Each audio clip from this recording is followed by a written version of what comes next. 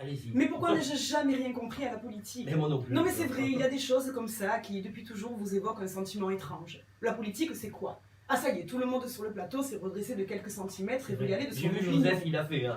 Oh ben oui, parce que la politique c'est avant tout avoir une opinion sur quelque chose, sur des idées, appartenir à un groupe, bref. Mais dit comme ça, moi j'aime bien la politique. Le problème, c'est que mon plus vieux souvenir de politique remonte à mon papy. Ah oui, papy Georges, il aimait ça, la politique. Ancien cheminot et grand lecteur de la Vie du Rail, il maîtrisait le sujet et nous faisait partager ses idées tous les jours à l'heure du repas devant la télévision. Et t'es communiste? Alors papy est devenu tout rouge et brandissait le poing.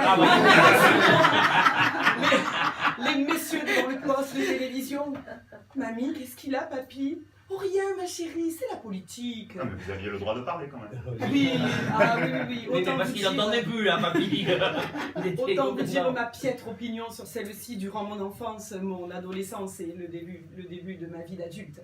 Puis je rencontre enfin Josiane et Robert, mes voisins de palier. Josiane, la porte de droite, et Robert, celle de gauche. Au début, ils y ont mis tout leur cœur, m'expliquant la droite, la gauche, les écolos, les centristes, les extrêmes. Les yeux alors pleins d'amitié, je me délectais de ces récits passionnants, tout en sentant quand même en eux le feu bouillir, devant m'expliquer 1000 fois les mêmes choses, pourtant rationnelles pour eux, mais pas du tout pour moi. Voyez, vous êtes aussi doué que moi. Mais enfin, mes amis, ce que vous me racontez, c'est bien. Mais pourquoi ne pas créer un parti avec toutes les bonnes idées de chacun? Et là, une fois la magie d'un début de relation passée, Robert s'affirme et te dit d'un ton ferme, non, cela n'existe pas. Tu dois choisir à quel camp tu appartiens. Non, mais ça, c'est pas possible, parce que moi, j'aime tout le monde dans ma vie. Et choisir a toujours été un moment douloureux pour moi. Oh, et puis forcément, si tu insistes, je choisis en premier les écolos. Il faut bien sauver la planète pour nos enfants, non? Mais bon, pour que les gens soient heureux de vivre sur cette belle planète, il faut bien qu'ils aient du travail, et ça c'est bien le socialisme, non? Mais pour qu'il y ait du travail, il faut bien des entreprises, et ça c'est plutôt la droite. Attendez, vous avez dit socialisme? Oui. Ça existe encore? Bon, alors, nous sommes en 2000, et la droite est au pouvoir. Robert est un peu sur les nerfs. 2007, il faut aller voter. Ah tiens, chouette, une femme arrive en tête, ça change un peu. Robert est dans les starting blocks, mais Josiane se découvre une passion incommensurable pour Nicolas Sarkozy. Ah bah Christian Grey n'existait pas encore. Hein. Je suis alors prise au piège. Quelqu'un choisir. La nuit, telle une militante, Robert m'envoie coller des affiches de Ségolène sur la porte de Josiane. Et le matin, nous retrouvons les volets de Robert bardés du sourire gagnant de Nicolas. Le jour J arrive, et après m'avoir fait une leçon magistrale durant toute la nuit sur la seule personne capable de nous sauver, Robert me pose devant le bureau de vote, essaie de m'amadouer une dernière fois avec une enveloppe toute prête, et râle intérieurement, ah, s'il pouvait entrer avec moi dans l'isoloir, pour être sûr, et de me lancer une fois sorti, tu ne t'es pas trompé, hein? Mais je fais ce que je veux, je suis une femme libre, moi. Revenons-en à 2007. Elle nous le promet, Josiane, si Nico passe, elle file travailler. Bref, 20h, le verdict tombe.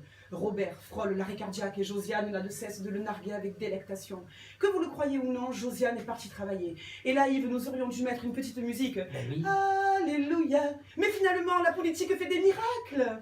Nico est sur tous les fronts. Il se démène, mouille la chemise, épouse même une chanteuse. Ouais, waouh, quel punch! C'est pas ça, rassurez-nous. Ben non, bah non. Non. Mais enfin, Robert, il me paraît très bien, ce monsieur. Après 7 ans de voisinage passif, Robert montre les dents. Tais-toi, tu n'y comprends rien. Et là, il est oh bah là, il est pénible. Pas 7 ans, Il commence à devenir... Non, mais de voisinage. C'est mon voisin depuis 7 ans. Oh là là, il est pénible. Il commence à devenir tout rouge comme papy. Bref, Nico a beau se démener, la France râle. 2012, nouvelles élections. Ok, la gauche peut passer et moi avoir la paix avec mon voisin pendant 5 années. Mon choix est vite fait. Ah, François gagne. Robert est heureux. Je cours d'une maison à l'autre, apportant un peu de Lexomil à Josiane, buvant une goutte de champagne avec Robert, en songeant aux 5 années de quiétude à venir. François, je l'aime bien, il est calme, il m'apaise. Il est même amoureux d'une comédienne. Bah oui. Ah oui, Julie Gaillet. Elle n'a jamais eu autant de contrats d'ailleurs. Pourtant, 6 mois plus tard, Robert tourne comme un lion en cage en hurlant devant son poste devant son poste de télévision. Mais qu'est-ce qu'il fait? Ah ben non, là tu devrais être content quand même. Inutile de vous dire qu'après 12 ans de voisinage, je n'attends surtout pas de réponse et file vite fait dans mon appart. Bref, François a beau lentement se démener, la France râle. 2012, nous avançons tous les trois, le cœur serré, vers le bureau de vote. Cette année-là, je ne sais pas pourquoi, mais je n'ai pas eu besoin d'explications. J'ai tout compris, toute seule, comme une grande, et pour une fois, mes chers voisins sauront avec certitude quel sera mon bulletin. À ce jour, Robert s'est tu, il observe les messieurs devant le poste de télévision et moi je l'observe du coin de l'œil en pensant que je donnerai tout pour le voir débattre avec papy sur des idées qui leur seraient forcément communes. Quant à Josiane, eh bien on prend le thé, on discute de quelques travaux qui pourraient embellir notre appart et lorsque l'on allume le poste de télévision, c'est juste pour écouter de jolies chansons. Je n'aurais décidément jamais rien compris à cette politique et pourtant, c'est certain, j'aurais fait une bonne militante, le poing levé, parcourant les marchés, mon programme à la main et mon plus beau sourire en coin. Alors tant pis, je laisse les beaux discours aux hommes d'État et vous prône l'amour car lui seul à jamais sera mon plus beau combat. Oui, bravo. Bravo. Mais vous n'avez pas parlé de Manu. Et Manu alors? Oh Manu, si tu savais. Ouais. Eh ben non, je ne vous ai pas parlé de Manu parce que...